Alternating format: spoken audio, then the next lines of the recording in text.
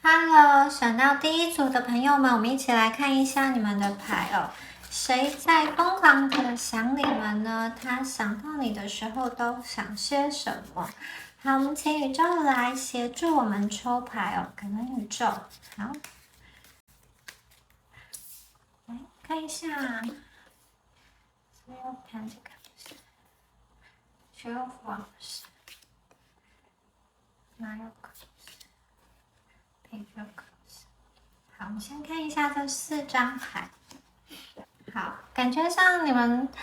在想你们的这个人呢，他的这个星盘中有土象还有火象的能量，那最强的是这个水象的元素，他星盘中的上升月亮太阳的这个水元素特别的多哦。好，那这个人呢，他是一个什么样子的人呢？我觉得他其实他是过去你们就已经认识有一段时间的人哦。那这个人，可能跟你就是谈天有谈到一个程度，一个深入的程度，或者是说你们两个虽然没有认识很久，可是就已经交换了很多彼此的一个心事。那还有一种可能是，我觉得这个人他一直在默默的观察你，虽然你自己不知道，但是他透过默默的观察了解，去查看你的社群媒体，去看你以前的照片啊，跟谁在一起，然后说过什么话，有做过什么事情等等，他好像对你有一定程度的了解了。然后我觉得这个人在他心目中的你们是那一种。外表上看起来是就是算是很亲和友善，然后有的时候在朋友中也蛮活泼的。你们有你们自己的魅力在，不过呢，他有的时候会觉得，你们好像内心有一点小小的，就是不想要被人家探知，或者是有一些小小的这种封闭，然后或者是说有一点小小的忧郁，就不知道为什么他感觉上，那我觉得他好像有察觉，有知道说你们过往可能曾经经历过一些感情上的创伤、感情上的伤害，以至于你要在面对上一段感情的时候，或者是说，就算你们现在已经进入到一段感情的时候，你们其实心没有办法完完全全的打开，因为你很害怕你把心完全的打开交给一个人之后，你会失去自我，你会太爱一个人，最后怕对方背叛你，你可能会受伤。那是因为你们过去曾经有过一段完完全全交托自己的那种感情经验，你相信对方说的话，你也相信对方承诺的天长地久，你以为他就是你的永远，可是这个永远呢，怎么说着说了就变了。所以我看见，其实你们在过往的感情经验中是有一段伤心，有一段难过的。那还有的人你们会因此而好像批判自己吧。其实你们外在条件什么都很好哦，然后但是不知道为什么你们就会在内心对自己有一些不自信。这个人他其实有看到，然后我觉得他蛮希望，他可以给你的生活中带来一些温柔跟温暖哦。就是这个人他并不是一个特别温柔温暖的那个人，就是说他并不是像那种中央空调，对谁都是很友善很友好。可是他们遇到你的时候，他因为知道你的情况，了解你的情况，所以我觉得他有试着想要去以你们可以接受的方式去接住你的情绪。所以这个人因为他本来不是一个，这些不是他天生就会的事情。我看见，我觉得他有在刻意的练习，刻意着用他全部的力气，让自己学着柔软去面对你们，用他全部的精神让他去学着柔软。虽然表现出来是柔软是温暖，可是其实这是需要很大的力去支撑的。他很希望他自己呢，就像一个温泉，当你们走进他的时候，可以感受到这个温暖，而且可以感受到的是一个恒温，就是不会忽冷忽热的一个感觉。他希望可以透过你跟他的相处，你跟他的接触，让你的心中得到一些安慰，得到一些暖流。重点是这个背后啊，需要有强大的力量去支撑，这个是他的一个信念哦。那我真的觉得这个人默默的看着你们，默默的观察你们很久了。然后呢，可能有一些朋友哦，过去呢，你们跟这个人有一些这种争执啊，然后有一些吵架，有一些不愉快，然后他现在想起来这件事情，他其实是后悔的，是懊悔的。然后他曾经有想要去怎么说，好像是跟你们道歉，对于他曾经说的一些话、做的一些事等等。但是我觉得他那个抱歉的讯息好像没有很完整的送出到你们的身边，送出到你们的这个面前哦。可能你们两个就是在反反复复的过程中，你可能有封锁或是拉黑过对方啊，不管后来是不是有在解开还是怎么样，我就觉得好像他曾经有传达，可是那个讯息你们没有被确实的接收到，或是你接收到但是不理解，也可能他是透过你身边的朋友、你身边的家人来表达他的这个心意哦，可是你们好像没有接收到，或是说这个中间人他没有很好的去传达哦。好，我们再来看一下其他的牌哦。这个人想你们的时候在想些什么呢？还有什么样子其他的讯息 ？Page of Pentacles, Three of Cups, Eight of Wands, Eight of Cups。好。那我还看到啊，我觉得这个人啊，当他想到你们的时候，会觉得你们有时候有点单纯吧，好像误入丛林的小白兔。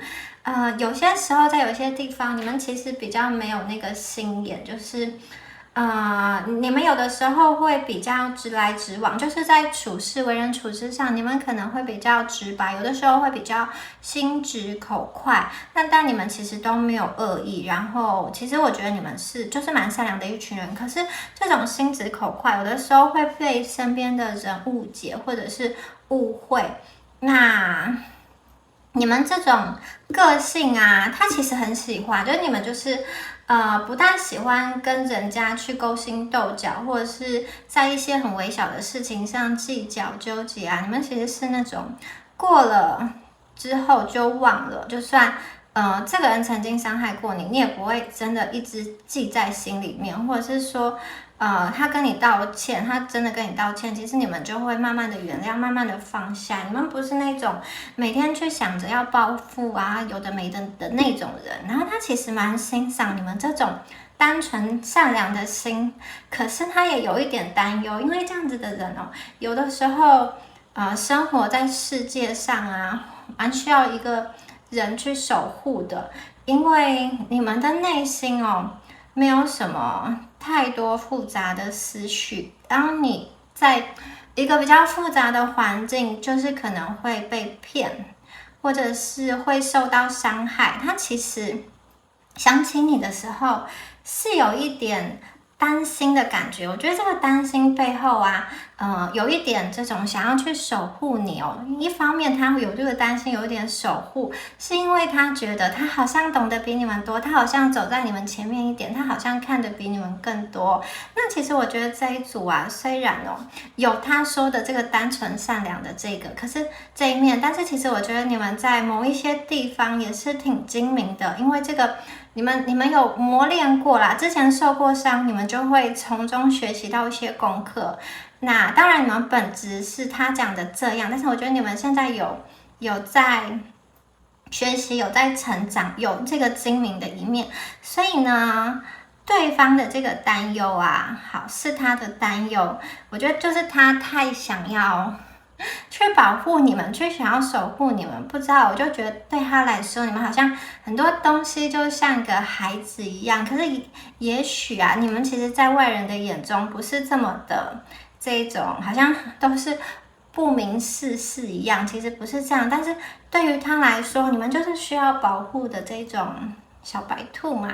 对，然后啊，在他的眼中哦，你们是那一种很投入、忙碌在就是你们生命中有你们热爱的事情、喜欢的事业、想要追逐的梦想，然后你们会很忙碌的在从事这些东西。忙碌的时候，就是忙碌的在做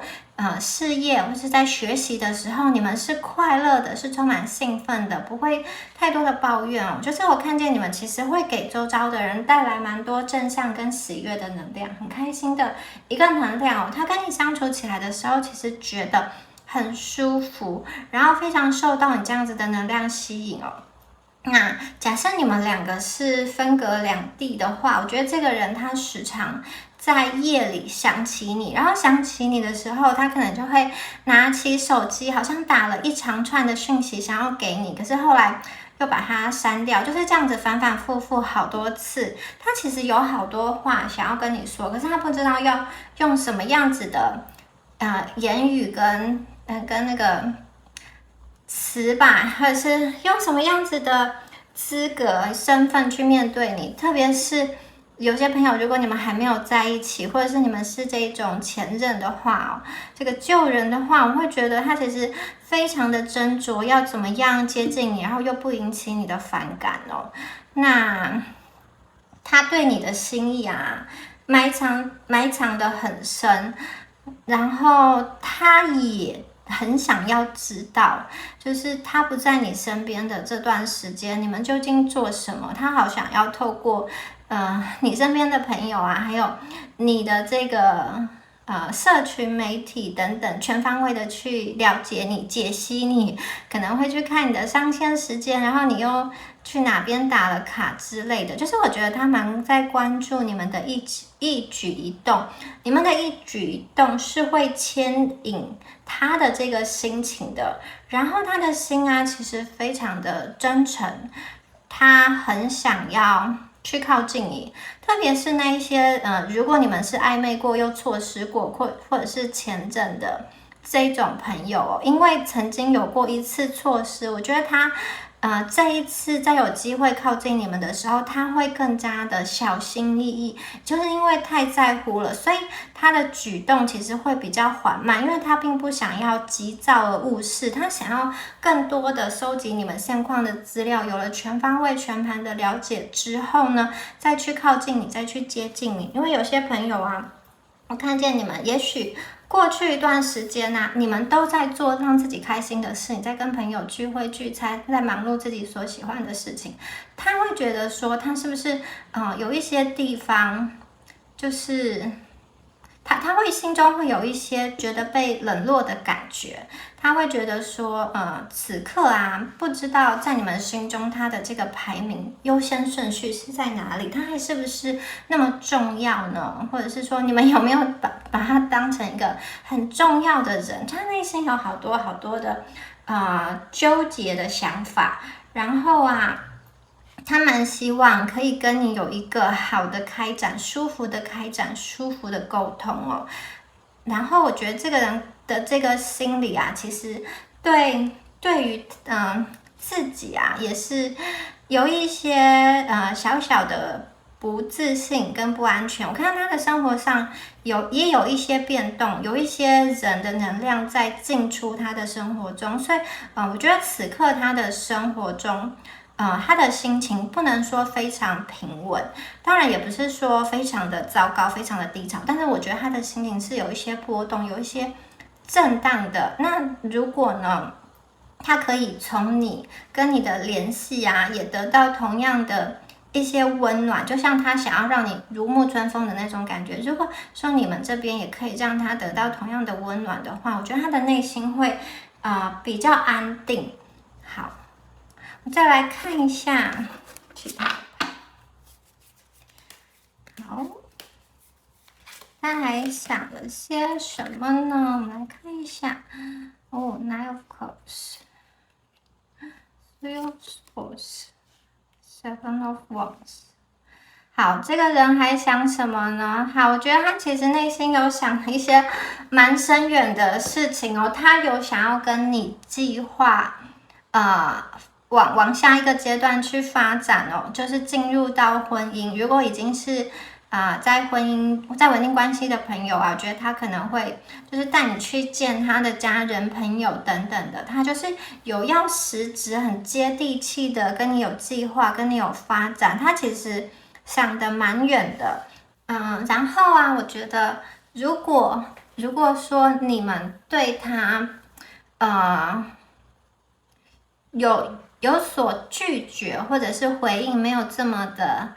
热络，不如他的预期的话，我觉得他会非常非常的难过，非常非常的伤心。还有一种情况是，我觉得他蛮去关心你们的情绪，就是如果你笑的时候，他也会感到很开心。但是如果你们难过，如果你们焦虑的话，我觉得他也会蛮担忧你们的一个情况的，就是他跟你同喜同悲的感觉。然后如果你不让他跟你同喜同悲，他也会很难过。就是很多时候他会默默的看着你，那如果看到你在生活上有一些不顺，或者是说觉得你这个文字啊，好像有点在故作坚强的时候，他其实内心会蛮心疼你的，因为我觉得他有把你们当做生命中那个很重要的人，然后也曾经想过，他有没有这个机会可以和你牵手走一辈子，就不知道他有没有可以有没有办法去实现他的这个愿望，让他的美梦成真？因为看起来呢，这段关系是有过一些阻碍的，曾经让他感觉到有一些受挫。可能你们真的曾经有过，就是在忙碌自己的事，因而有冷淡他，或者是忽略他，或者是他跟你讲了一些话，但是你们没有听进去。就是你觉得你有听，可是他觉得你没有听懂，没有听进去，他就觉得你没有很把他放在心上，没有把他说的话很牢牢的记住等等的。好，他其实也蛮在意他说的话有没有被理解，以他的这个形式去被理解，然后你可不可以给他想要的那样子的付出，想要的那些关爱，他对你有真诚有真心。可是另外一方面就是他也蛮希望你可以给他想要的温暖，想要的回报，想要的那些让他觉得他是被爱的，深深被爱的感觉，而且是以他能够理解跟接收的那种形式语言哦。有的人可能是比较重视这种物质，有的人可能是特别重视性，有的人是这种有拥抱啊、肢体的接触，有的人是很希望有品质的陪伴。不管他是哪一种，他很希望你可以这个接到他的这个点哦，他真的希望是什么，然后从中去跟他互动。那如果你们过去没有这样子的话，他其实内心有一点沮丧啦，然后也有一点焦急，会觉得这段关系好像卡在某一个地方，然后他心情很难受，可是他又不大想要让你去知道。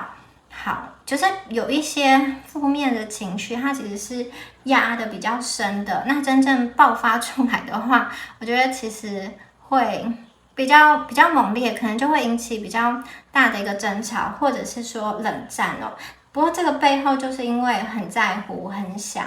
那也许啊，你们当中过往有一些能量是这种言语上的冲突，有一些不开心的事情，那他其实会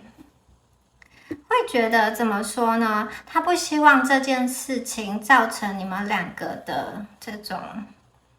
关系上的就是断裂，或者是说没有办法就是或者说好像有一个东西卡在那边，他不希望这件事发生，可是这件事情已经发生了，他又不知道如何去解决，他好像也有一点就是难以拉下脸来去跟你们道歉，放下尊严等等的，所以就会有一种坐立难安的感觉。虽然我觉得他内心知道他应该要去做一些行动哦，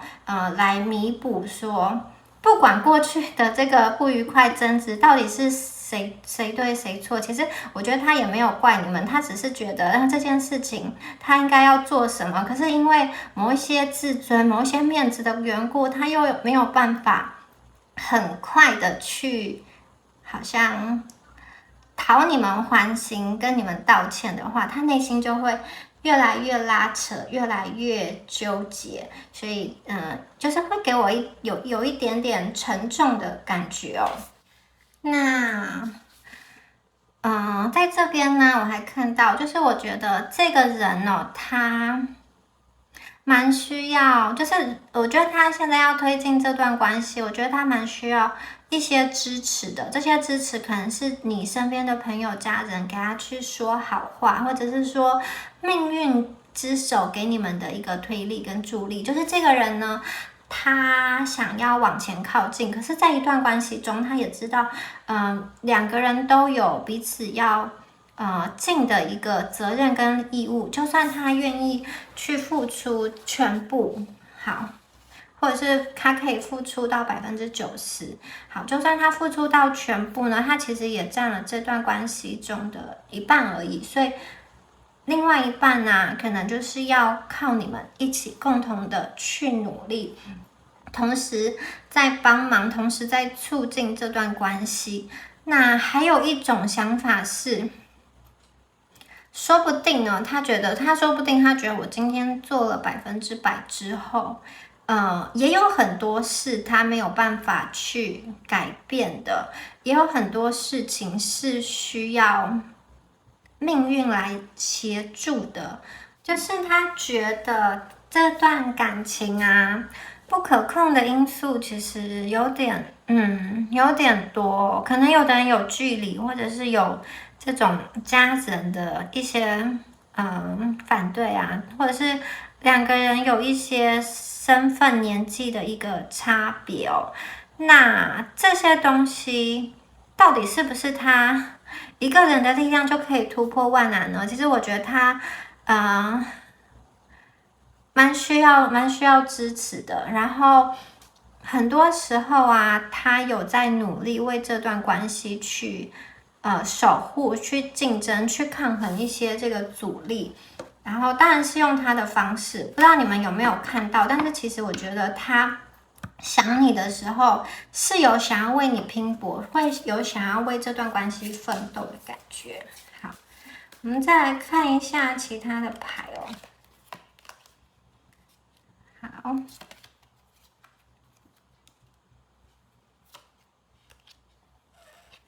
吊人牌。好，其实啊，我觉得这段关系啊，对他而言哦，他在想你的时候，他会觉得说，很多时候这个前进的过程中是很缓慢的，但是当你仔细看的时候，确实关系是有在前进的，慢慢的前进。它虽然不快，可是慢慢的就会改变，慢慢的就会找到解放。然后这边出现这个吊人牌啊，我会觉得。其实，也许啊，你们会觉得关系有一些停滞，但是这个停滞啊，其实也有代表说它是一个深思熟虑的一个状况哦。然后这段关系的这个内在内核，它其实就像是这个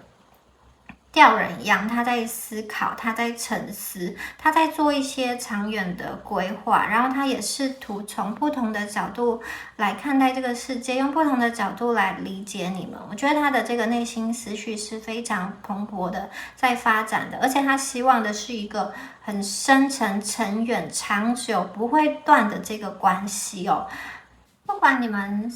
现在的关系的形式样貌是什么，还有你们过去发生了什么事，我觉得对他来说啊，在他心目中，你们两个之间的这个绳索是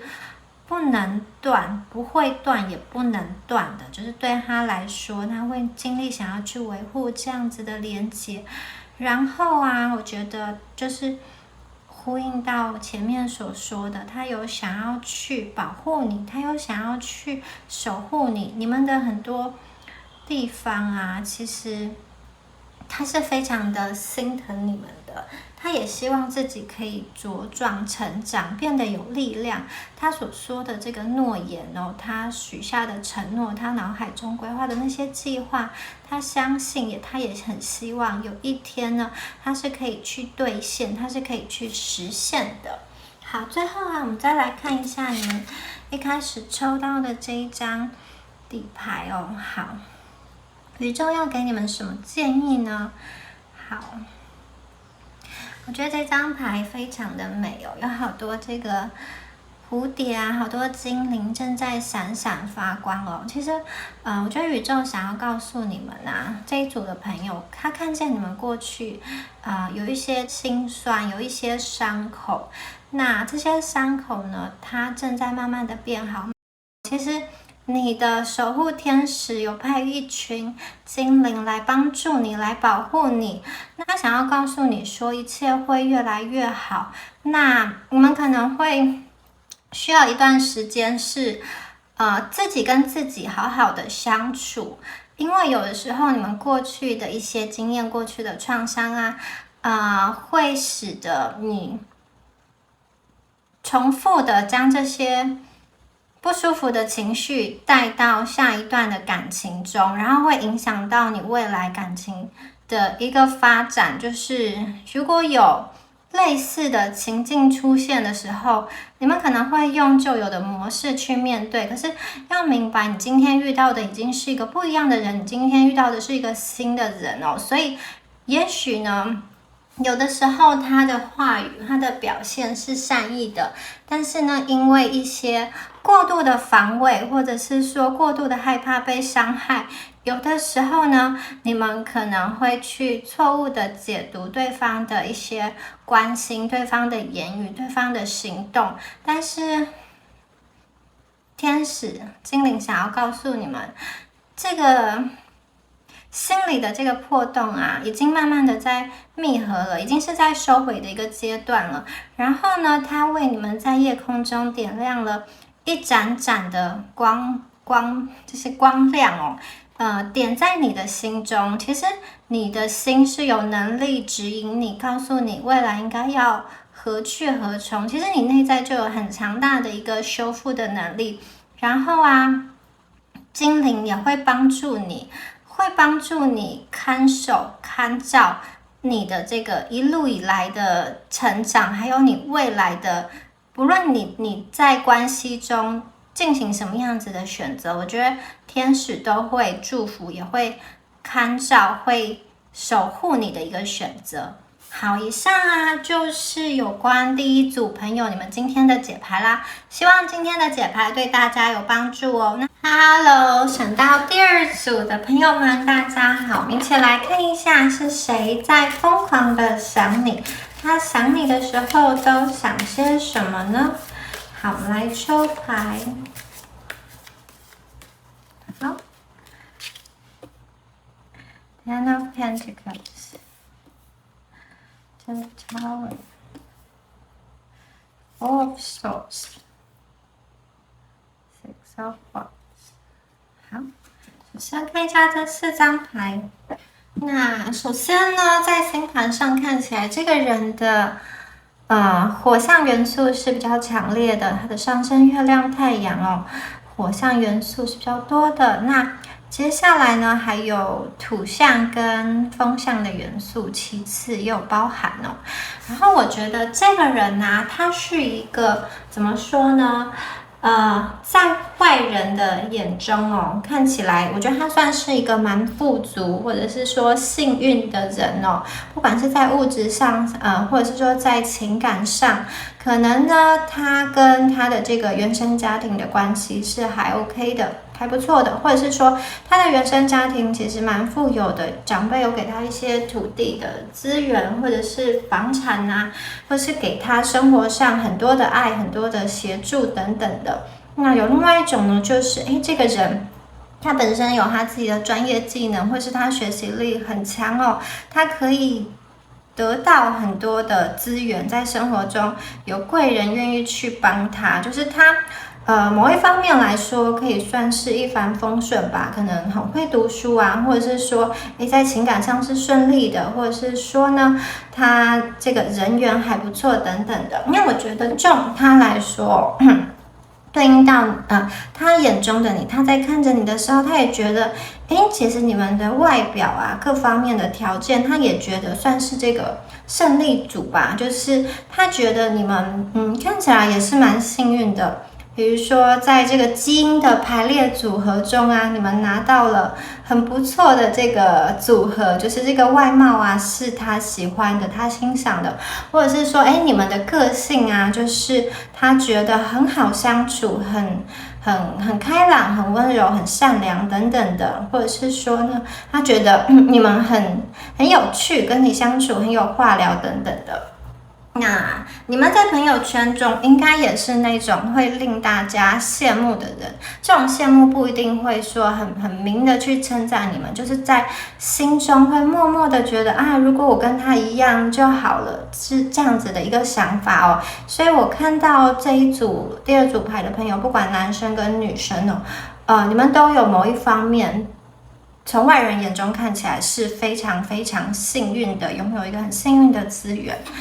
然后呢，我觉得这个人呢，他对于这段感情啊，好像有一个信念的瓦解跟崩塌就是他可能认为这个感情是可以照着他所想要的那个方向走，而且两个人呢也曾经到达了这个塔的这个上风可是好像突如其来的一个事件让两个人都从塔上跌落，然后还有一种两个人是往不同的方向就是落下的感觉。那你们辛苦建立的这个塔也被闪电击中，这个代表什么呢？我觉得可能有外来的人事物，或者是说第三方的一个冲击吧。对于本来在感情中相亲相爱共筑美好的两个人好像是突如其来的一个变化，那造成了两个人分别的往不同的方向走，就是不同的方向落下吧。我觉得对于他来说呢，这个突如其来的这个事件发生呢，他也是不得已的，因为他没有想过会有这样子的一个事件他对于他原有的内在的对于这段感情的想法也有一种瓦解的一个感觉。就是他可能认为本来事情应该会照这个方向走，可是却没有办法。对于他来说有一个失控的感觉。好，他没有办法去控制，没有办法去掌握，也没有办法去决定它会落在哪一个方向那我觉得当这个塔的事件发生的时候他有一点自己都着火了，自己都自顾不暇了，他自己内心都有非常多的冲突，非常多的自我批评、自我责难，或者是他有一种愤怒，不知道何处可以发。就是我觉得他内心在很混乱的情况下，他其实没有办法顾及到，其实也是在慢慢落下的你们，他没有能力去接住你们，因为他根本也没有能力去接住他自己。好，在这个外人眼中看起来是胜利组的两个人发生了这样子高塔的一个事件之后呢，我觉得他进入到一个冬眠沉思的一个状态那这个外在人看起来他好像是在就是好像是在一个休息，很平静然后也是很这个怎么说呢，很平和的一个状态其实他的内心好像有一种瘫痪了，心理瘫痪，就是心理瘫痪了。他想要做很多事情，却提不起那个动力他的真实的内心是这样子的灰色然后他看到有一道光在这样子慢慢的照下来只有光照的地方呢是有一点点亮的。这个光呢是以前你跟他的一个回忆他透过这样子的光在他的心中反复的反刍那个回忆让他呢好像在这个长长的噩梦中有一点心理安慰的感觉我觉得因为这个塔的事件让他被迫的休息他其实也受伤了，也在这个塔事件中有磨损，消耗了一些能量跟活力，然后他在内心中需要休息。我觉得这个是他内心的状态，不管这个人外在表现出来是怎么样的，因为有的人这个朋友我觉得他可能你面对这个人，他可能在外面啊，在事业啊，在人际上仍然是很活跃的，仍然是很有这个好像很有理想要去冲刺的。可是我觉得他有一种硬去撑起来的感觉，因为他的这个心是空的，他必须要硬盯在那边，因为如果他不盯下来，他整个人就会像泄了气的气球一样，他没有办法再站起来哦。所以塔的这个事件真的让他变得很疲惫，让他精疲力尽，所以他的内心其实需要一段时间的复原哦。他在这个复原，在这个休息的过程中，我觉得其实也是让他内心的一种排毒哦。他一方面在想你，然后一方面也想着你们过往的一些回忆，然后在他的回忆中，很多那些稍微不愉快的，或者是两个人意见不合的地方啊，那个东西其实会在他的记忆中慢慢的淡去哦。他想的比较是两个人之间开心的一个回忆，然后两个人曾经计划过的一个梦想哦。如果你们之间呢，曾经有计划过什么，承诺过什么，他会想说，当时如果没有塔事件的发生这条路会往哪一个方向去走？你们两个人现在会在哪里？会在做什么呢？那我看到有的人这个塔的这个事件呢，可能是跟你们两个人之间的物理的距离有关的，或者是有一些朋友，你们有一些金钱或者是小孩子的议题哦。那这样子的议题啊，有的时候也怎么说呢？我觉得有的时候也不是，他会觉得也不是他单方面去造成这个塔的事件，所以他也不知道怎么办，就是有一种停滞下来的感觉哦，然后有一种被迫分离的感觉，或者是这个人就是工作真的很忙，然后造成他能够花在你的身上的这个时间很少，然后如果要争吵的话，其实那个又对他来说是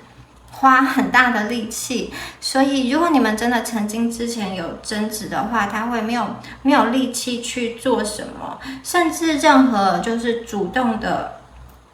想要去改变这个情况的意图跟动力都没有，行动上是很弱的，他需要休息，等待时机，等待他真正休息好，充满电之后再度出发哦。好，那他呢？刚刚看的是内心的一个状态，这个是外面的一个世界中，外面的世界中我看到是有人为他去喝彩的。这个人呢，好像在某一方面取得了不错的一个成就，可能业绩还不错，或者是说过去一年的工作表现、学业表现还不错，拿到了一个不错的成绩，得到了一个奖赏、升迁，或者是晋升等等，有一种好消息的感觉。这个好消息是他可以去挂上一个桂冠的，然后很多人会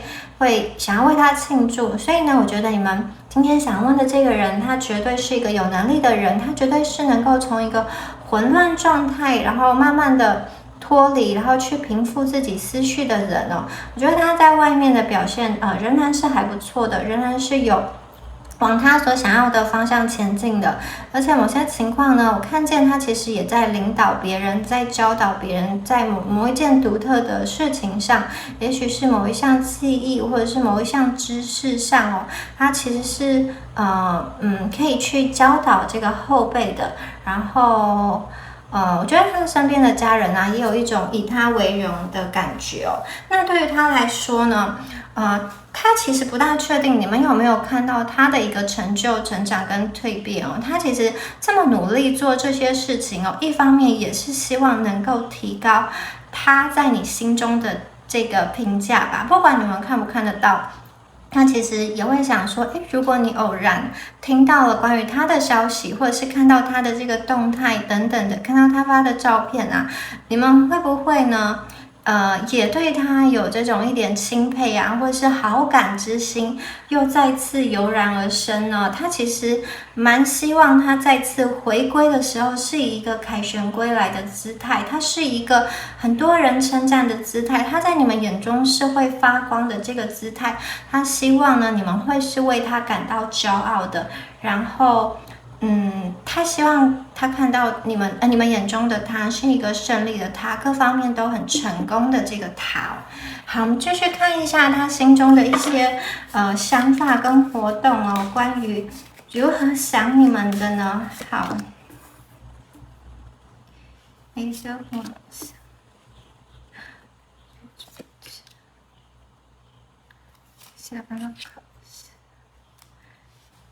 好，我觉得当然对于这个人来说啊，其实他对于这段关系啊，跟你的这个关系啊，他是有一个很强的掌控欲跟控制欲望的。他想要把现状哦有一个大幅度的改变，他内心是有这样子的一个想法哦。但是呢，他的想法很多，然后精力充沛，但是在行动上，他还像是一只小兔子一样，行动力还没有跟上来哦。所以这张牌主要还是着重在他的思考计划跟他内心的一些规划的产生，他慢慢的有这样子的念头，他希望去掌控这段关系哦。对他来说呢，你跟他是一段可以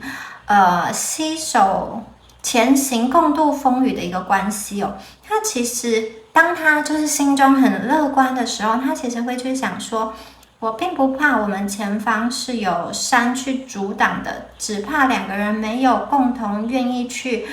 努力的那颗心哦。那他相信两个人心中如果是有路的，其实是有办法去绕过这个大山，绕过一些险阻，绕过一些阻碍的。然后呢，我觉得他其实就是心中真的有一些对于这段感情的实质的这个计划正在产生哦，他正在想哦。然后对于你们他想着你们的时候，我觉得他蛮把你放在一个很特别、很高的位置哦。这一组的朋友，你们是他心中的那个好像是白月光吧？很多朋友，你们可能是他的初恋，或者是初次结婚的一个对象哦，也有可能是他在这个交往过的人当中，你是令他印象最深刻，你是最符合他心中的那个理想，那个就是这是正中红心的一个概念哦，所以他会对你们念念不忘。然后他想你的时候，其实他必须要去压抑住，他必须要去用理智来压抑住他对你的一个思念。然后审判这张牌啊，大家可以看到这个小兔子的天使，它正在吹着号角哦，传播着有关于这段关系感情的一个好消息。审判这一张牌代表什么呢？我觉得代表说，他有在对于他过去在这段感情中所做的行为哦，再一次的去省思，再一次的去检视，他好像看见了自己在感情中做的不够好的地方，然后慢慢的开始，首先是看见，然后接下来是思考，然后接下来是行动上的一个悔改哦。假设你们两个之前呢是有一个业力的关系，是有一个因果的关系哦。审判这张牌也有代表的是一个彼此之间债务还清了。这种债务还清啊，有一种可能是两方就不会再有联系。因为你欠他的他还清了，他欠你的他还清了，所以两方债务了结之后，两个人会往新的方向去。那还有一种可能就是呢，两方债务还清之后，两个人会以重新新的形式来相遇，来认识，有一种我们再一次遇见彼此，然后以新的面貌、以新的姿态进入到彼此的人生中哦。那我觉得就此刻的他来说啊，他会比较希望是后者。当我们两个互不相欠了，债务还清之后呢，他希望可以以新的姿态、不同的位置，然后更适当的、更有资格的去接近你哦。那在这之前呢，我觉得他对于他现在需要改变的地方，渐渐有了一些意识，以及他对于关系的一个需求哦，渐渐的有了更深层次、更清晰的一个认识。他的这个改变是很微小的，那可能是一点一滴的，就是从日常生活中，可能每一天呢，只有在一个小小的行动上很缓慢的改变，但是我觉得它是有把这个改变的过程持续延续下去的，然后透过这个时间的复利啊，透过积沙成塔，我觉得最终啊，他的这个改变的成效，你们是能够看到的。那他为什么愿意去做出这样子的改变呢？我觉得他其实有明白一件事情哦，他的内心有一个警钟被敲响哦，他以前可能还没有这么清楚明白的意识到，你在他的生命中占有一个很独特的一个位置哦。如果他今天选择了不同的路，选择了没有你的路，那会是一条什么样子的路呢？他走着走着，其实会有一点后悔。所以呢，趁他还来得及的时候，趁你们两个还可以去有转圜的时候哦，我觉得他会想要去采取行动，他会想要去回头看在你跟他在塔的事件发生之后，两个人可能渐行渐远，走了一段路。他现在回头看了，他现在重新再看，他要用什么样子的方式去跟你这条路靠得比较近一点？可能他是要翻山越岭，然后是要渡海重洋，还是他应该要做什么样子的事情，才可以让你们的生活有更大的交集，再次让两颗心可以碰在一起呢？那我觉得他这个一点一滴的累积，然后还有过去的这些行动啊，终将会造成未来一个很好的结果。那同时啊，我看见他也放弃了他过去内心一些根深蒂固的思想，甚至是一些计划。他为了要放弃，就是他为了要去跟你更靠近一点，他放弃了那些东西，然后希望呢，他接下来调整的方向是对的。好，他心中是这么希望，他目前选择这个方向是对的。因为我看见这个人，他其实有在做这种尝试，然后又错误，尝试用错误，他其实不知道哪一条路才是真正适合你们的，所以你们两个其实都有一点在关系中摸索、慢慢前进的感觉。前方的道路有点像是就是黑暗的，然后呢，两个人摸着这个旁边的树木，或者是说看看地上，踩地上的石头，然后前进，然后确保哪一边是比较安全的，就是有这种小心翼翼的在前进，然后小心翼翼的在走的感觉哦。因为两个人手上可能都还没有那个很亮的手电筒，但是呢，在一片黑暗中，两个人又很努力的想要去从黑暗从这个好像两个这个黑暗的角落去靠近彼此，所以这一条路啊，真的是需要去摸索。可能有的时候呢，他会不小心往反方向走了，然后你可能也是走到越来越远。可是最终呢，我觉得心啊，如果想要在一起的话，尽管中间有一些错误，尽管中间有一些遗憾，但那个并不是一个错过，那只是一个过程而已。好，接下来看到后面的2张牌哦。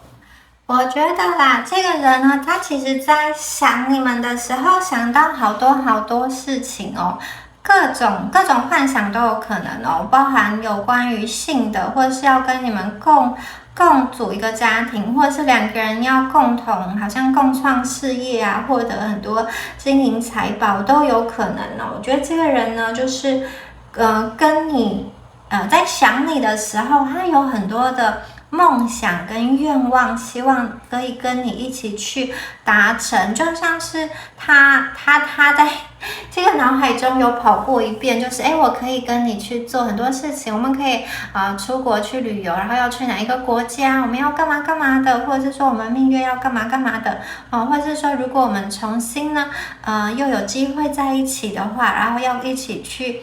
看电影啊，或者是做什么的，很多各种各样的点子啦，都有在他的脑海中想过。然后我觉得他想的比较偏向是轻松、愉快、美好的一些体验。他想要跟你在一起，就是共同去体验人生中的那些愉快、美好，然后开心的那个部分哦。然后他也因为这张牌有一个一厢情愿的意思，他有时候想一想，又会觉得啊，这会不会只是他一厢情愿的一个幻想呢？会不会只是他个人的一个欲望呢？然后啊，他也会一边想的时候，一边又有一点要把自己踩刹车，然后去观察你们的感觉。那我会觉得这一组的朋友哦，你们两个自从这个高塔事件发生之后啊，两个人内心好像都有一些受伤，都有一点退到角落的感觉哦，就是可能在这个事件发生之后啊，他有释出善意，你没有接收到，或者是你有释出善意，然后他因为怎么样子一个状况也没有好好的回应接收到，就是当两个人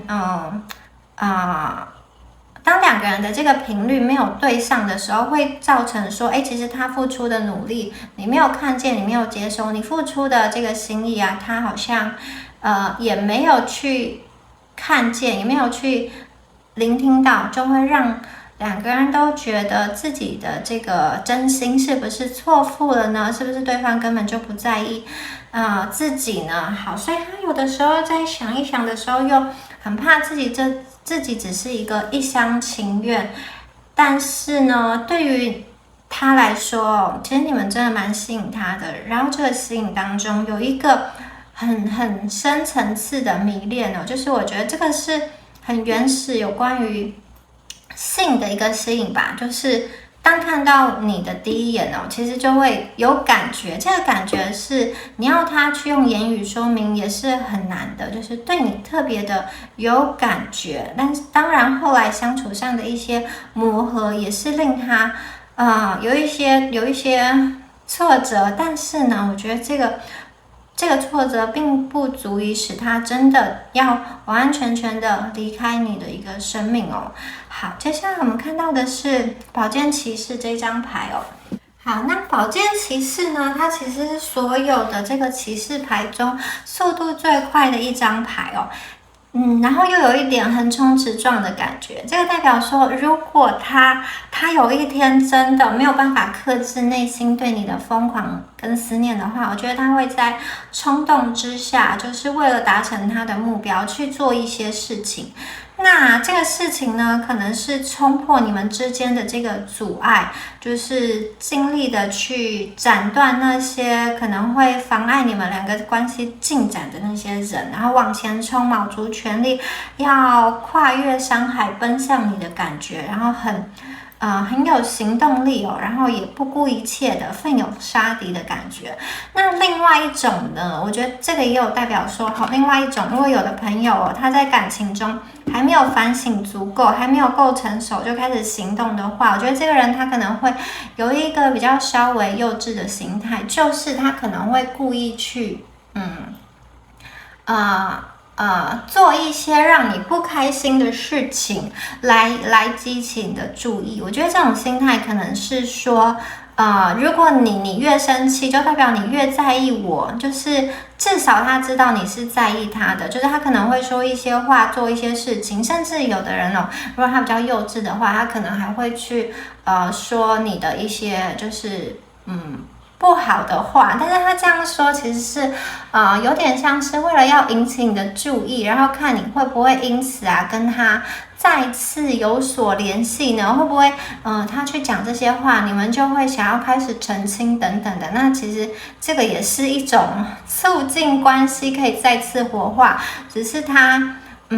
可能因为不知道怎么用，就是有的人会用这种比较稍微幼稚的一个方法哦。然后我也看见有的人哦，他其实在跟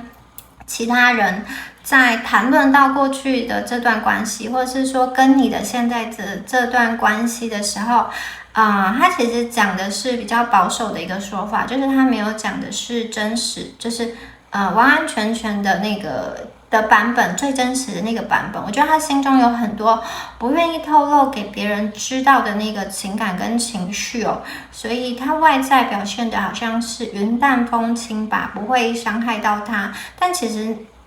他内在也是有一个蛮深厚的一个武装就是他也蛮想要去保护他自己的。然后这个宝剑骑士他虽然冲得很快哦，可是真的就是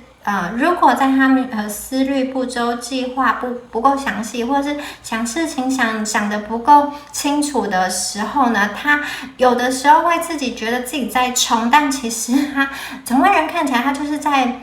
原地打转，或者是就是在那个小圈圈内跑来跑去，其实一点都没有跑向你们呐、所以他真的是要行动跟思想都能够结合起来，而且要方向是正确的，好，关系才会有更好的一个推展哦。他有在想办法。好，我们再来看一下正义牌，女祭司，力量。好，正义牌跟女祭司牌啊，我觉得这边有代表的真相、答案跟直觉的这种象征。好，代表说这个人呢，其实啊，在他可预期的一个未来内呢，他其实可以希望更加的了解这个真相哦，更加全面的去了解你、看到你，以及你对他的一个真实的感觉哦。那同时啊，他也希望你可以公平的看待他，公平的看待他对你的一个付出，他对你的一个心意。如果你的心中有曾经想过他对你做的一些不好的事，对你做的一些伤害，或者是他没有达到你预期的地方，他可能也会希望，他在想你的时候，他也希望你可以更公平的去想他，就是把他的好与不好放在一个天平上，他的好可以去消弭那些不好吗？或者是说，如果他更努力一点，他在这个好的天平上面多放一点东西，多体贴一点，那是不是可以去弥补过去呢？他所没有做的这么恰当的一个行为跟言语呢？好，他希望可以对于你更了解一点，他希望在这段感情，如果过去有一些隐而未显的事情，两个人没有说出来的误会，他希望可以真相大白，然后他也希望自己呢可以得到更公平的一个对待。那女祭司这边呢，我又觉得她确实内心现在也是蛮敏感的，特别是在想起你的时候，特别是在这个夜里哦，我觉得她这个思绪啊，就真的是会。如果没有人拉他一把的话，他就不会这样一直想，用他的这个直觉力去想到你，他会想到你们两个交汇的那个时刻哦，那个时间段哦是非常美的，然后他常常会想起那个很美的那个交汇点。那他心中啊也有告诉自己说要放松一点，然后要等待，要观察哦，因为呢，这个宇宙其实是有无形之中的力量，它会安排你们两个会在一个适合的时间点发生应该发生的事情。那对于他不可以掌控的那个部分，他未知的那个未来，他也会去期盼，或者是说去盼望宇宙呢会让你们两个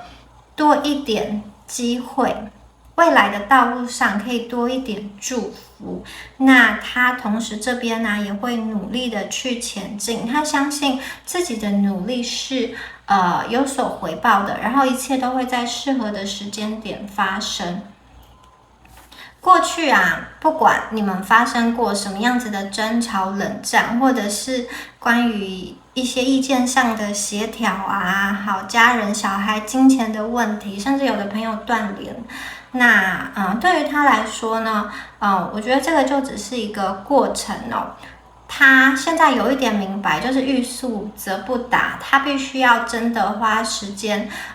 花耐心去陪伴你们，然后要用心去维护这段关系。然后他其实也知道，你们在这段关系中，当你们感受到满满的爱之后，其实你们也会得到，你们也会给他满满的回馈。所以这个是需要去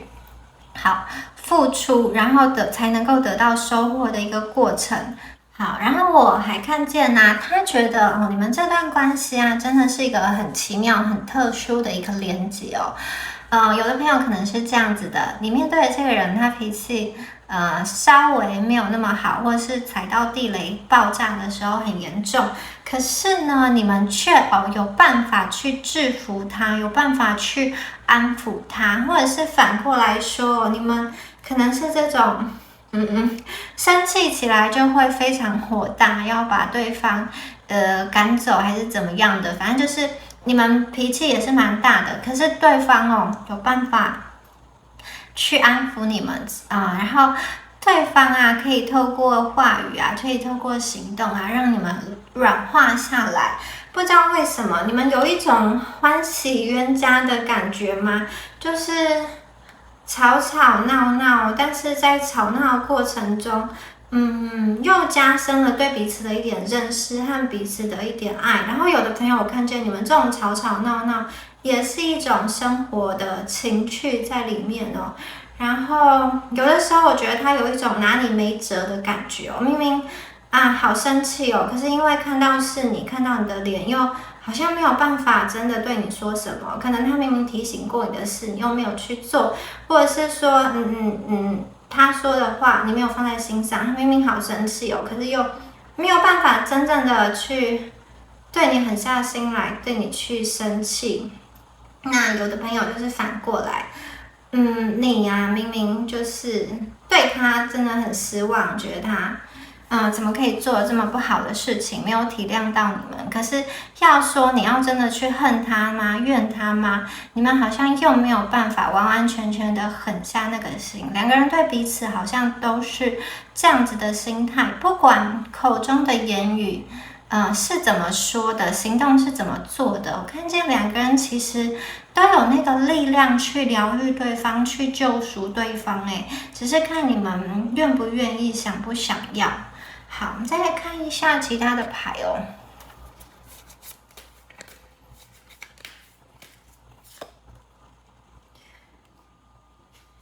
金币八，权杖一，好，圣杯国王，哇哦！我觉得呢，其实这个人他真的有在慢慢变成熟。这个成熟是他其实非常想要在感情上安定下来哦。这个安定呢，其实会让他心中多了一个踏实感。当然，这个踏实、这个安定也代表了他必须身上要肩负一些责任，他要更加去懂得珍惜，懂得去爱护他身边的一个伴侣。那他会觉得他的这个努力，他这个付出换来的这个感情上的安定跟幸福是他愿意的，然后也是值得的，也是因为有了这样子的一个目标，他才有努力的一个动力哦。我觉得他如果再次得到你之后，他会变得非常的感恩，非常的珍惜。特别是那种曾经暧昧过，没有结果，然后又再次相遇的朋友，或者是曾经断联，然后又再一次好像复合的朋友。那有的朋友可能是在稳定关系中，但是就是冷战到了一个低点。那我觉得当这个人回过头来想之后，然后他会觉得很多事情他应该要更懂得感恩，更懂得珍惜。虽然呢，前进的速度不是很快，虽然改变是在一点一滴慢慢的发生，但是它确实有缓慢的在前进，缓慢的在努力哦。积沙成塔，聚少成多。那权杖一这边有一个重新开始的契机，他心里非常期待这样子的契机可以到来。一代表一个新的开始，新的起点哦。有的朋友，我觉得这个人可能目前在想你的时候，觉得你们两个是不同世界的人，在不同的这个领域，或者是说在自己彼此的生活中各自努力着，好像交集比较少了，那又有蛮多的一个不同哦。可是呢，他还是会想要去走进你的世界，想要去看一看你，想要去听一听你，想要知道现在的你关心的事情是什么？现在的你努力的方向是什么？还有现在的你眼睛是看着谁的？你们身边有没有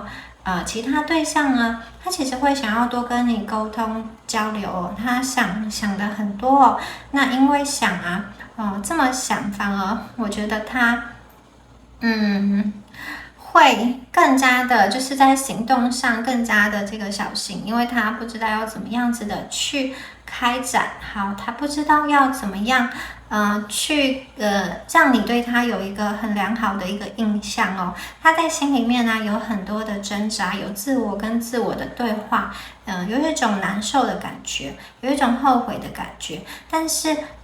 比这些后悔难受更多的就是，我觉得他有想要前进的动力，想要崭新开始的一个未来哦，就是有一种新希望，有一个我画下了展望，我立下了目标要去达到的感觉，我即将要开始了这种新的开始。然后呢，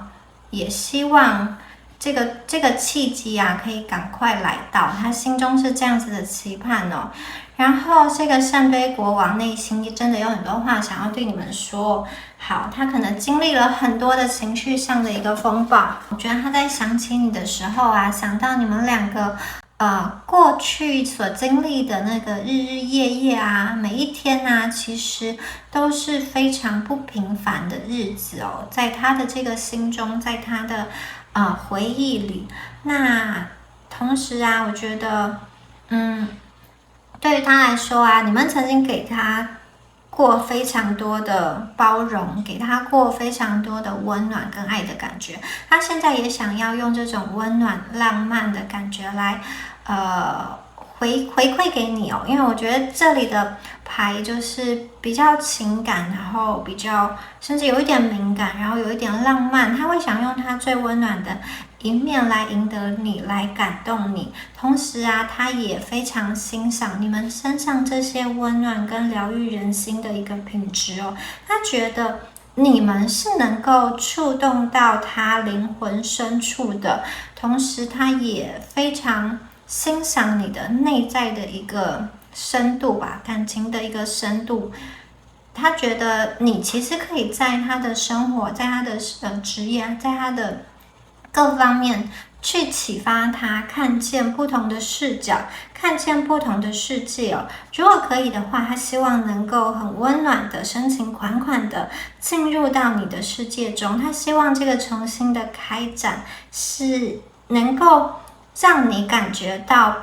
你就是让彼此感觉到这段关系是可以信任的，然后是可以被重视的。然后他希望能够以一个比较敞开的方式，重新的了解彼此，重新的接近彼此。当然，两个人可能有一些就是觉得对方身上没有这么好的部分，不能去忽略不看。但是呢，是不是能够以更宽容的心去善待自己，也善待对方呢？好，对方的不好，能不能将他说的最小，然后将对方的优点放得最大呢？那两个人在冲突过程中，如果有一方要先让步，可能过去很多时候都是就是抽到第二组牌的朋友，你们会先让步，先道歉，然后先比较委曲求全哦。那我看见这个人哦，他的改变就是当处于冲突的状态的时候，他知道他也愿意先去退让哦。这个是因为其实做这件事情啊，才是真正的成熟，也真正的为关系的最大利益去着想。好，那我们再来看一下你们一开始抽到的这一张这个底牌哦。好，我们抽到的是 Benefactor, Grace and Generosity。这张牌啊，它讲的是这种恩典哦，还有这个慷慨大方哦，这种恩赐，然后这种给予付出的感觉。好，我觉得在这张牌显现出来的，其实是你们这段关系是受到祝福的，是受到宇宙的保护的。只要你们两个人的心啊是有想要前行的，其实宇宙是愿意帮助你们的，然后也愿意去协助你们的，给予你们很多的贵人在这一路上护持着你们，然后看守着你们哦。然后我看见其实在这张牌中，你们两个人其实有点像是彼此就是彼此的恩人吧。彼此给彼此很大的一个宽容跟包容，彼此互相宠溺的彼此，然后两个人在这样子的关系中都是非常舒服，非常愿意付出的，然后不会觉得说，你付出的多，我付出的少，然后有不平衡的感觉。我觉得，这张牌的画面非常的和谐，两个人都无条件的付出，不求回报，同时两个人也得到来自于对方无条件的爱。那宇宙呢，在更高层次的这个力量祝福着你们，看照着你们。然后他也非常的为你们的这段关系一路以来所经历的被你们感动容，所以他想要去帮助你们达成你们心中所想所愿。然后我在这里看到的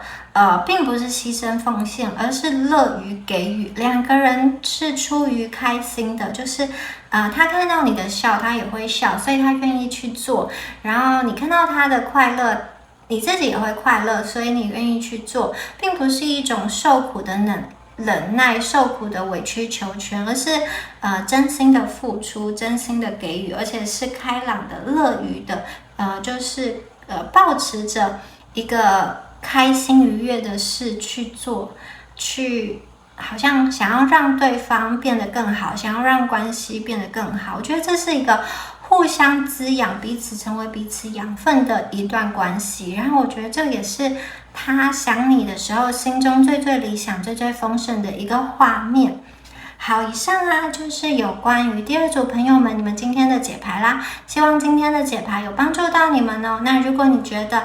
你喜欢今天的影片的话，欢迎帮我按赞、分享或者是订阅。好，那就祝福选到第二组的观众朋友咯，我们下次影片见，拜拜。Hello， 选到第三组的朋友，我们一起来看一下是谁在疯狂想你呢？想你的时候都想些什么呢？好，看一下你们的牌哦。My Flowers， My Souls，King of Wands。好，首先呢，我们看一下这个人的这个星盘的能量哦。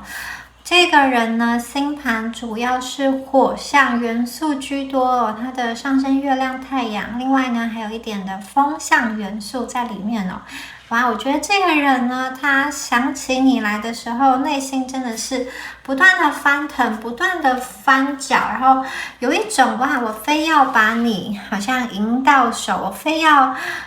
获得这一段感情的这种魄力哦。那我觉得这个人跟你的想是一种相互的，就是他有多想你，你其实内心也会有相对应的涟漪，相对应的反应，或者是说你们有多想他，他就有多想你们。好，我们首先看到权杖九。权杖九这个人呢，显然呢，在过去的这段关系，过去的这个想念的过程中，他经历了一段比较难熬的时光，比较难熬的岁月哦。他身上缠满了绷带，然后他用着一根这个权杖来支撑住他的身体，可是看得出来他的眼神是很坚毅的，他不想要去放弃哦。不管呢这段关系之前呢，对他来说是有多么的困难，或者是说要跨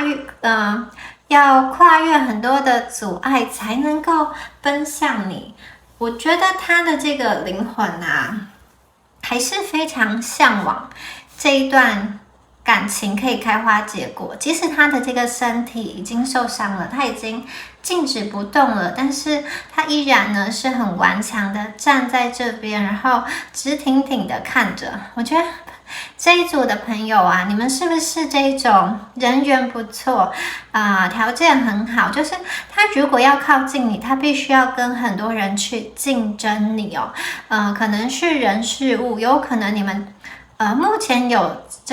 在专注想要发展自己的兴趣事业，或者是副业，或者是说你们要在某一个领域上做一个冲刺哦。总之呢，我觉得这个人他会觉得他好像需要去战斗，才能够去保护这段感情以及得到你的感觉。然后他并不想要屈服。然后下一张牌呢，很明显的就是他是国王，他手上是有权杖的，他其实可以运用他手上的这个权杖压下其他任何反对这段感情、这段关系的人的声音。他很努力的在守住他的这个王位宝座，而且呢，他有一种君临天下、8号司令的感觉。这个国王嘛，皇帝，然后他的另外一个身边的这个位置匹配的就是皇后、女王，所以在他心中，你们是以一个非常高贵、优雅的姿态呈现的。那如果相对应的是男性这一方的话呢，就可能是一个很成熟，然后很有魄力、很果敢，然后很这种有领导力的这样子的形象出现。你们在他心中的形象是这样的。然后我觉得他其实一直在寻寻觅觅，就是一把关系的钥匙，或者是说一把打开关系的权杖，让他在这段关系中好像势如破竹，像国王一样，可以去看守他的这个所爱的人和他所爱的一个家园。然后我看到了宝剑9。那如果说权杖9是在讲为了获得幸福所做的努力的话，宝剑9觉得这边有得到幸福之后他有一种害怕这个幸福失去，害怕幸福离他远去而做的这个噩梦是因为他很重视这段关系，所以他会觉得很害怕，如果失去了怎么办然后同时我也看到这个人他过去心中是有一些伤痛的，那这些伤痛，这些他被压抑在心中的一些过往吧，有的时候会在梦中好像浮现出来这些伤害对他来说就像芒刺在背一样，这些梦境真实的展现了对他的伤害所以他其实有一点苦恼，然后有一点不知所措。那我觉得如果这个伤害是因为你们两个过去的误会所造成的，他其实蛮想解决，他并不想要因为一个误会，或者是说一些其实有办法解决的事情，但是因为沟通不良等等的，造成两个人各自的孤单跟悲伤，他觉得这样子是非常的不值得的。好，最后呢，又是 King of Wands，King of Wands 这张牌一样又是这个有国王的力量出现了，火象的能量这个人呢，他是想要去行动起来的，他对于这段感情真的非常的想要去捕捉嘛，就是他是有主动的能量跟能力的，然后我觉得他应该会用各种方式来让你知道他其实是想着你们的，然后也希望和你们有所开展。如果是暧昧中的朋友我觉得这个人他会主动的邀约你，主动的对你示好。那如果是这种稳定关系的朋友这个人他真的很不想要失去你，也不大想要跟你吵架我觉得他会用他的形式来表达他对你的爱跟关怀，但是他的表达方式有一点像是我叮咛你，我照顾你，他比较不像是很柔软，我去跟你撒娇，然后我去怎么说呢？我去讨好你。我觉得他的这种关爱有一点点权威，然后有点像是父亲或母亲吧，就是这种包容，希望你去接受他所给予的这种物质或者是温暖等等的。好，再来看一下，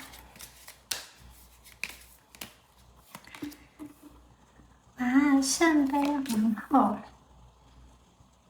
宝剑侍从，CB1，魔术师。好，来看一下。他想你的时候都在想些什么呢？你在他的眼中的这个形象其实是一个柔情似水的人那不论你们是男生还是女生呢，我觉得在对方眼中的你啊，你们都有一种温柔细腻的一个特质哦。你们有这种能够去，好像别人可以透过你说的话得到抚慰，别人跟你相处起来其实会感到很舒服的。这张牌就是非常非常多的水元素，一整张牌都是水，所以我觉得，在他眼中的你们呢，其实也是一个非常有创造力的。你们可以把心灵的层面所思所想，然后展现在外哦，可能透过音乐、艺术、文字创作等等的各种方式来去影响他人，同时也影响到这个人正在想你们的人哦。然后我觉得他想起你们的时候是一个哇，就是想到你们的形象是一个非常好的他觉得你们算是一个愿意去同理人、愿意去支持人、愿意去帮助人的人，而且你们的内在是很丰富的，往内探寻其实可以看到的更多，所以他会想要更加去了解你的内在在想什么。你们身上有一些非常好的品质，这个是人与人相处之间很难能可贵，在这个世风日下、人心不古的世代中，你们身上保持着非常纯净、非常纯洁的一个特质，这个是非常棒的。你们生命中有水元素的这一面其实对方非常为你们吸引，甚至有一点觉得茶不思饭不想的吧，看着你们的形象，想起你们的形象。好，接下来是宝剑侍从。那侍从它其实是一个听命于人的，就是他还在学习的阶段，他还在发展的阶段所以我觉得有的时候呢，在这段关系中他其实也会想要去帮助你开荆斩棘吧，去用他的这个小小的刀子、小小的宝剑来保护你们。然后我觉得这张牌的出现它其实是一张行动牌。那它这样子的动不仅是开启它内在的动力，其实我觉得这个动也是一个关系的钥匙。他想要透过他的行动去影响在这个关系系统中的两个人，他希望透过他的动起来，让新的这个能量注入到关系中，让关系有一个再一次活化的感觉。那我们刚刚其实前面有说过，他身上是有国王的能量很强，可是在这边我没有看到侍从，所以我觉得这个人是这样子的，他有的时候可能在他的事业专业领域上是一个别人都要听他的领导者的角色，或者是在家族中他是属于这个长辈，或是拥有决定权的人。好，但是呢，其实我觉得有的时候他在跟你相处的时候，他有的时候会放权给你，就好像说，你是我的头，我开一间公司，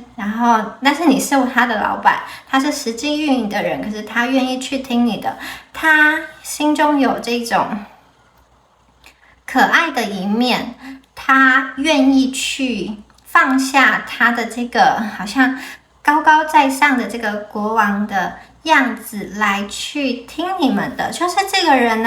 他有这个很权威的一面可是一样，他有愿意去跟你学习的那个姿态，因为其实你们知道很多他不懂的事情你们可能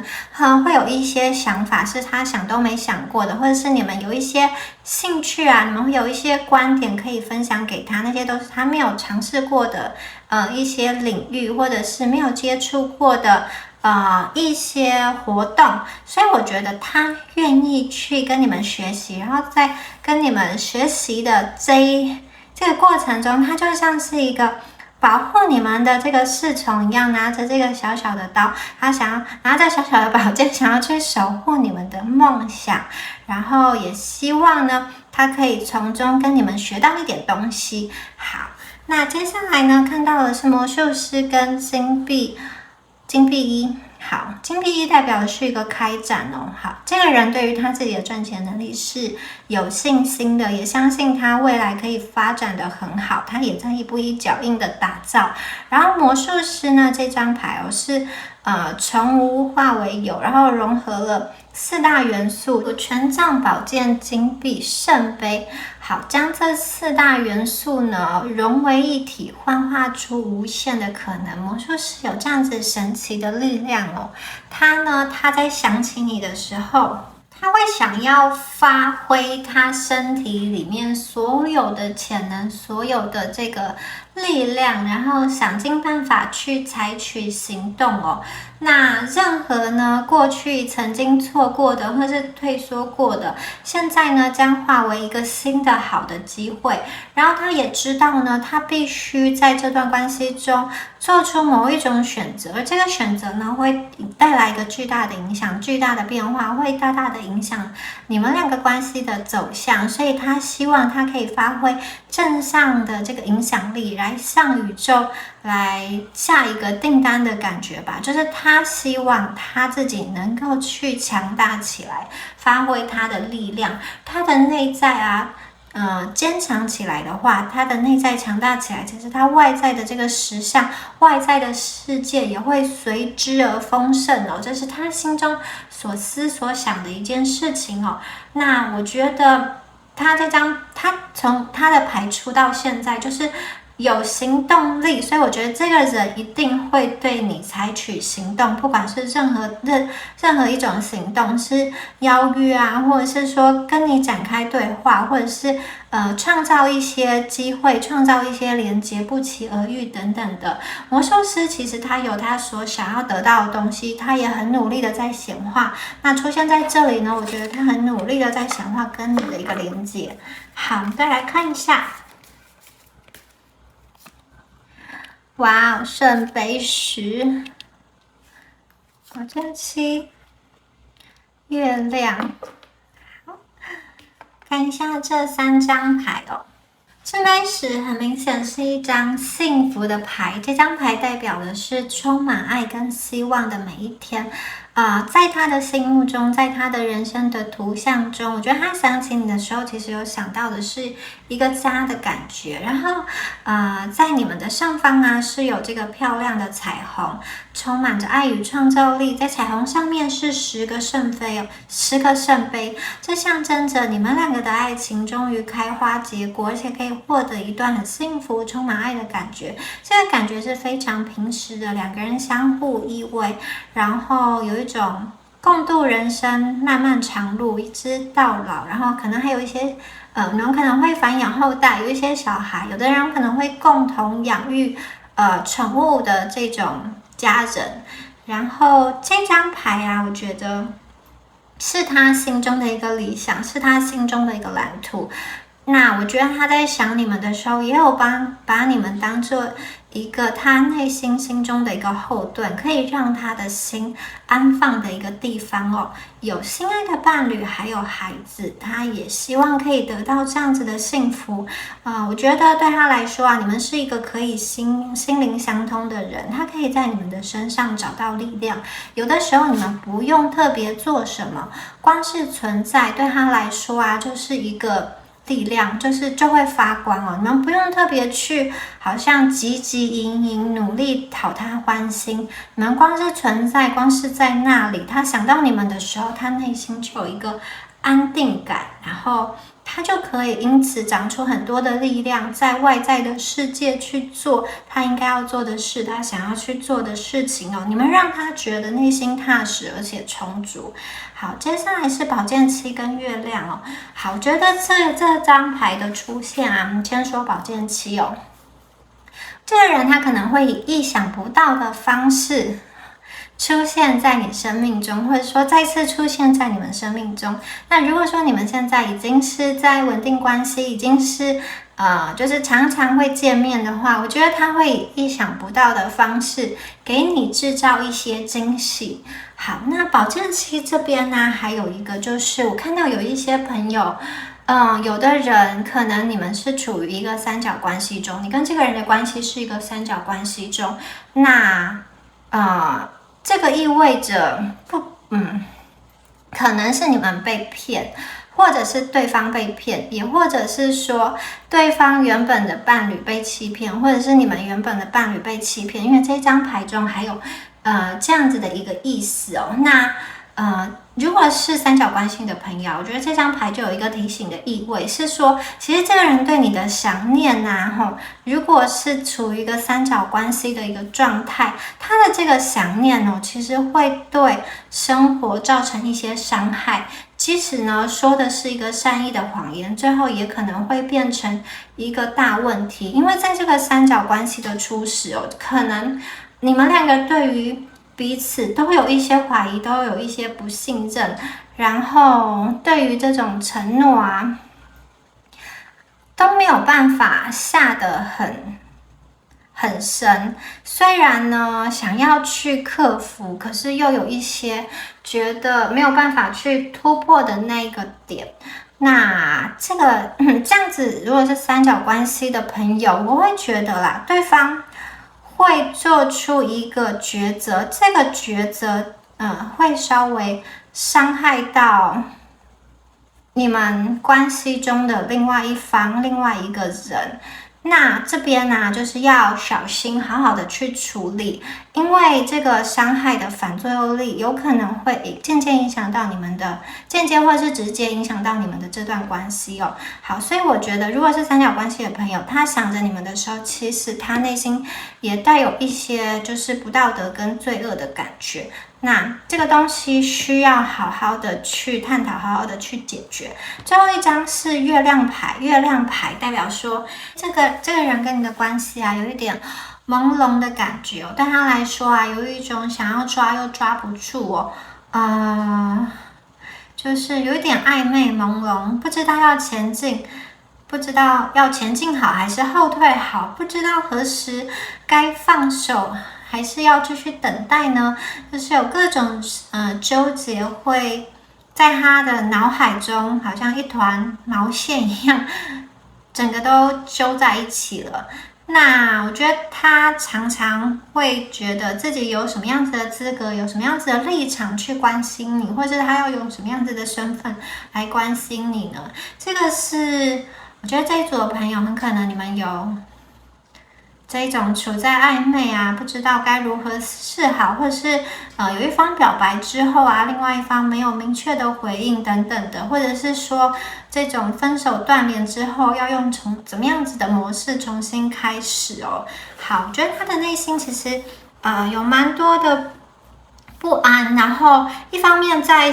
他的心中又有在猜测你的一个想法那越是猜测，我觉得他心中越多的不安就被挑起。然后我还看见少数的朋友，因为过去这段关系是有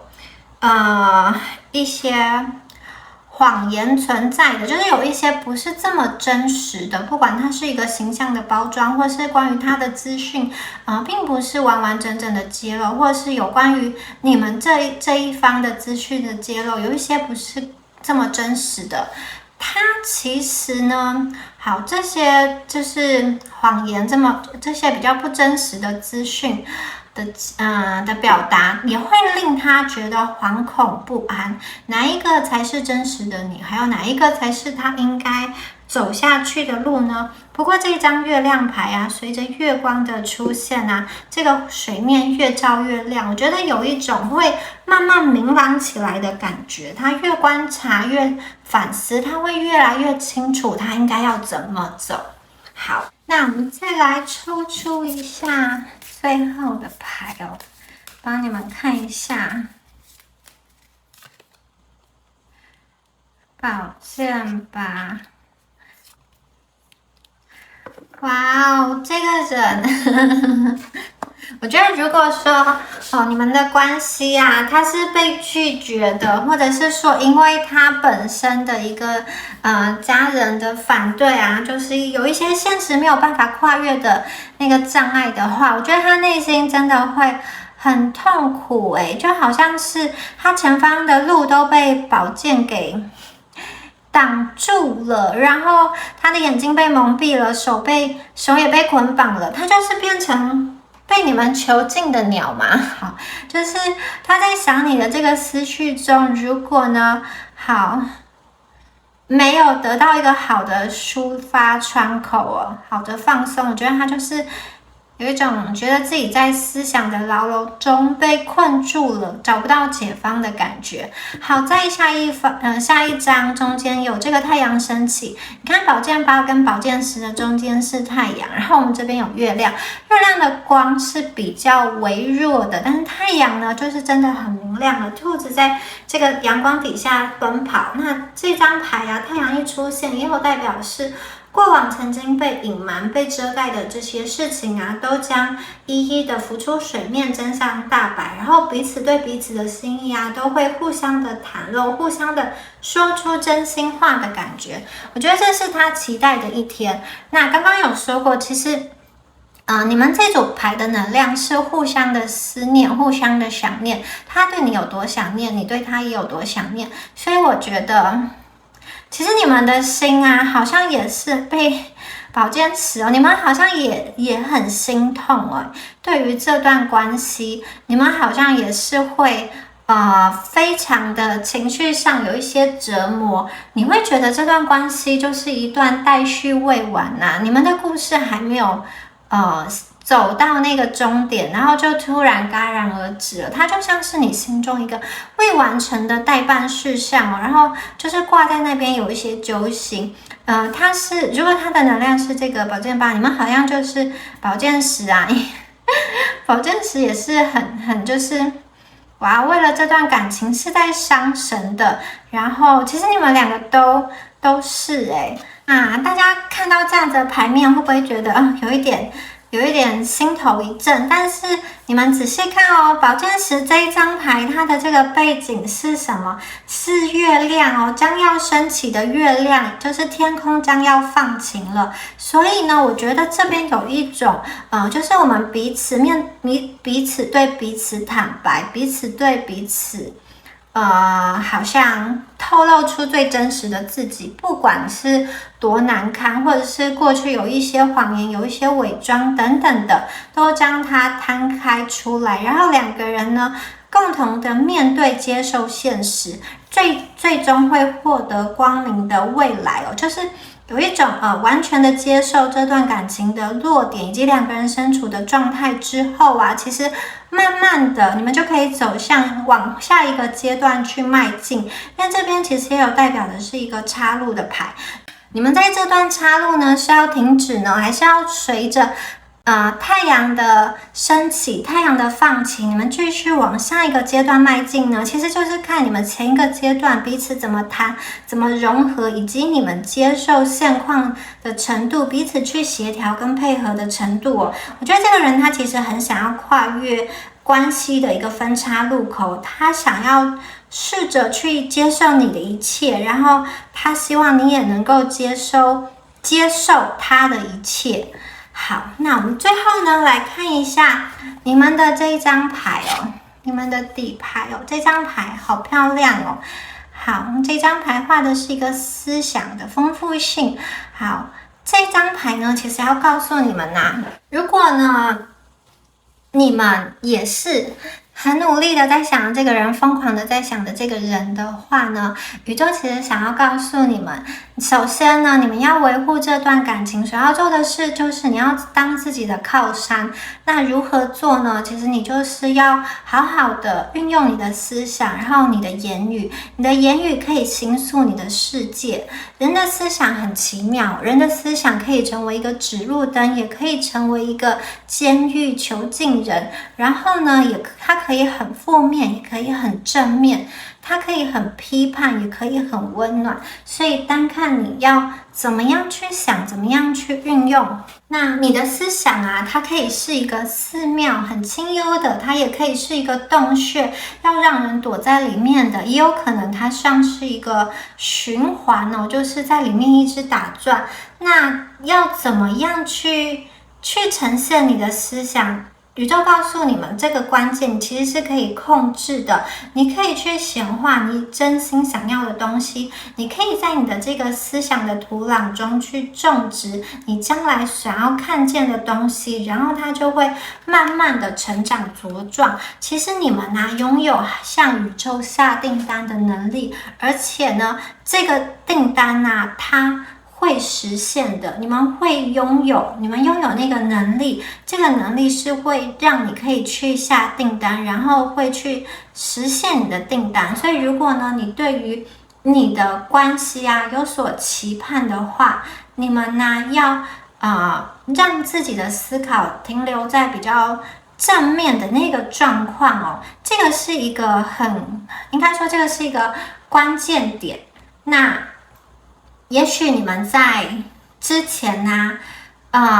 可能跟宇宙下过了很多的订单，关于感情的，但是因为在跟这个人相处的过程中，你们的订单可能有一些的修正，那宇宙啊要处理完之前的订单，才可以处理你的新的订单。因为我觉得这一组的朋友，你们的思绪其实常常在